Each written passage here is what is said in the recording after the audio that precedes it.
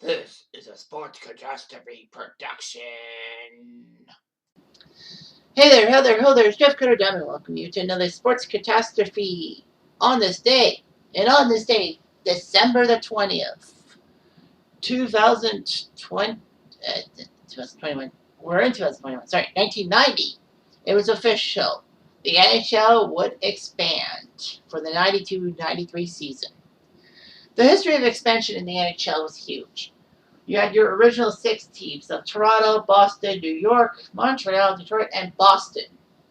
I think it's Boston. Toronto, Detroit, New York, Chicago. Sorry, I think it's in Boston twice. But anyway, you get the gist. Of course, people say there was no original 6. They weren't the original 6 teams of the NHL. There were teams in Ottawa, Quebec City, St. Louis, a Montreal Maroons team. Yeah. But anyway, the NHL was going through a big period in the 1980s, an offensive-minded period. They had 21 teams spread out over 4 divisions. Although, to be fair, I would love to see 3 divisions with 7 teams each to make it more mathematically even. That's just me. So, the NHL had 17 teams prior to 1979, when the WHA folded, and their 4 strongest teams, Edmonton, Quebec, Hartford, and Winnipeg, were all added in. It was amazing to see that Canada was going to get 3 WHA teams into the NHL. Of course, there was a bitching from the 3 Canadian teams that were around at the time: Toronto, Montreal, and Vancouver. Harold Ballard was racist. Montreal didn't want to share the hockey market with Quebec City, and Vancouver actually had the owner, Arthur Griffith, sent his best friend to vote yes on the expansion. But the guy somehow said no. Vancouver was hit hard with a lot of people angry. Griffiths fired his best friend, and then there was a second vote, and they were allowed to come in. Of course, Boston would raise its net too, because Hartford would share the New England fans. But anyway, it was now 21 teams, a little bit numbers-wise. It would have been 22, but Cleveland and Minnesota actually merged. People forget about the fact Cleveland didn't fold, they merged with the Minnesota North Stars. Thus, there was 21 teams in the 1980s in 4 divisions. Each division had 5 teams except for the Patrick division, which had 6, the Rangers division. The 1980s were dominated by the Edmonton Oilers, New York Islanders, dynasties, and all that. Of course, Edmonton and the Islanders did clash in 83 and 84 Stanley Cup Finals, which they won each from each other. So, anyway, the 1990s were prosperity seemed looming. The 1980s were a decent time to be an NHL franchise, unless you were in Colorado, which they moved the team to New Jersey in 1982. And yes, that Colorado franchise was the same one as Don Cherry coached for 1 year in Colorado, which was disastrous because of his goalie being terrible and that the owners were just basically bitches. And the GM was a suck-up.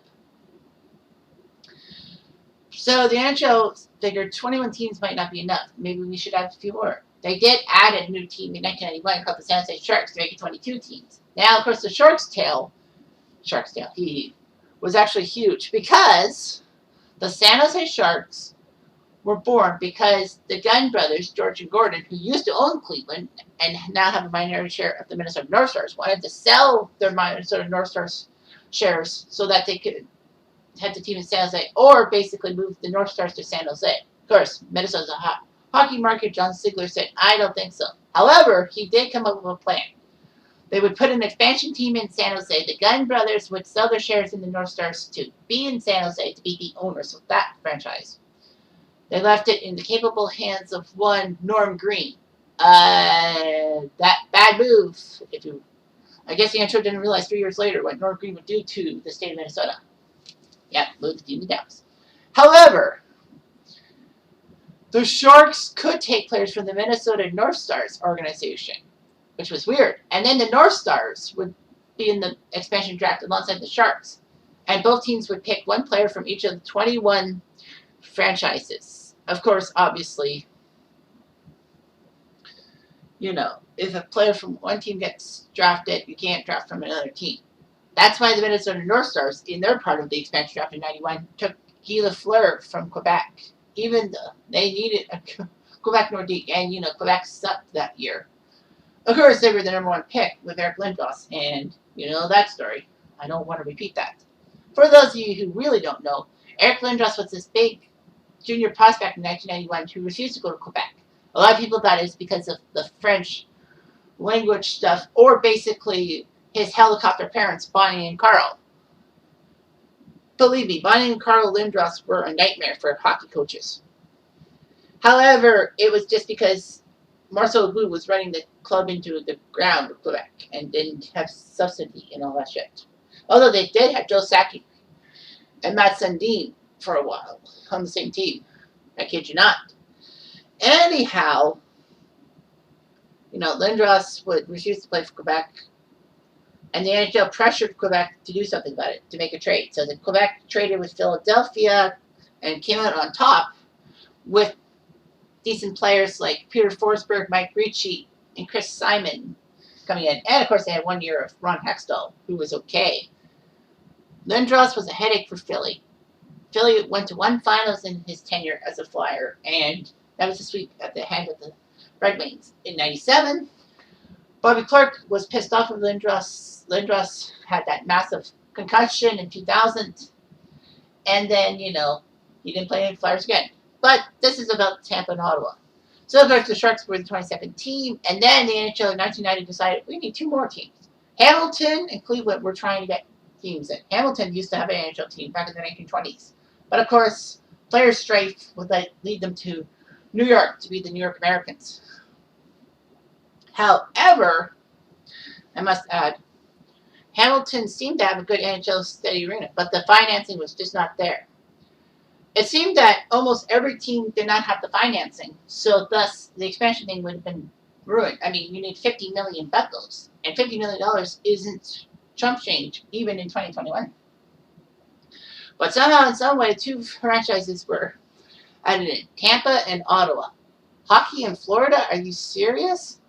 They added Florida hockey before Bettman became commissioner. That was in February 1993. However, Tampa said they had a good bit. I mean, the Esposito brothers, Phil and Tony, were the big guys and thought they had $50 million. In fact, there's a story about how Tony Esposito was duped by a con man who said he was actually a Duke of Cluckingham or whatever the hell it is. An actual Duke, but he was just a con man. Thankfully, though, they got the $50 million from Japanese investors and all that. So, wow, that's weird how Japanese investors would buy in a hockey team because Japan and hockey don't really mix, unfortunately. Anyhow, Tampa would start out okay. The Esposito brothers would be part of the franchise for many years behind the scenes. Tampa even won their first ever game against the Chicago Blackhawks, 7-3, with Chris Kontos scoring 4 goals in one game. Unfortunately, Kontos went into oblivion, and the Tampa just sucked. It didn't also help that Tampa was placed in the North Division with Minnesota, Chicago, Minnesota, Chicago, Toronto, St. Louis, and Detroit for that one season. But when they expanded again in 93-94, the Lightning were put into the Eastern Conference and didn't have to go through those hellish North Division road trips. Ottawa was lucky to get the $50 million. A lot of people said they didn't have the $50 million, but they did. Bruce Firestone made sure of that, and hockey was back in Ottawa. Ottawa won a few Stanley Cups in the 1920s. Unfortunately, their franchise fell apart because of the Great Depression and all that. So, finally, after so many years away from hockey, they were going to get their NHL team. And if you look at Ottawa's old logo, like it would have Ottawa Senators, but it would incorporate the Peace Tower into it. It looked cool, but I think the government did not like it. The Maroney government, I should say. But the Ottawa logo looked cute with the Centurion and all that. Unfortunately, it reminded Don Cherry of a certain condom brand, Trojan Man. Anyway, Ottawa almost didn't have the $50 million. They didn't really have an NHL arena. They had the small 10,000-seat Civic Center, which was home to the 67s, the OHL team. It looked cramped and all that. Ottawa would have to wait 3 years to move into an NHL-sized an NHL ready arena, that being the Corel Center. Ottawa did win their first game, like Tampa. They actually beat the Montreal Canadiens 5-3. Neil Brady scored the first goal in Sens history, and everyone celebrating, saying that Ottawa was built in a day. Unfortunately, Ottawa would fall flat, tied for last place in points with the San Jose Sharks in their expansion season, although it was speculated that the Senators were trying to tank to get Alex Steg, which they did. They got Alex Steg, they lived to regret it. Hartford swapped picks with San Jose, got the second pick, and got Chris Pronger. You can kind of guess that who won that battle royal. Ottawa limped around, but by 97, they made playoffs for the first time. They lost Game 7 in overtime to Buffalo on a dirt plot goal that should have been stopped by Tugnut. But Ottawa picked up and did quite well, except for against the Leafs in the playoffs. Of course, as a Leaf fan, I'm obligated to say that. But anyhow, Tampa and Ottawa had growing pains, but they're decent franchises. Well, Ottawa's in a rebuilding phase. Tampa is back-to-back Stanley Cup champions as of right now, so they were good teams. Anyway, I'm Jeff Diamond. Ado.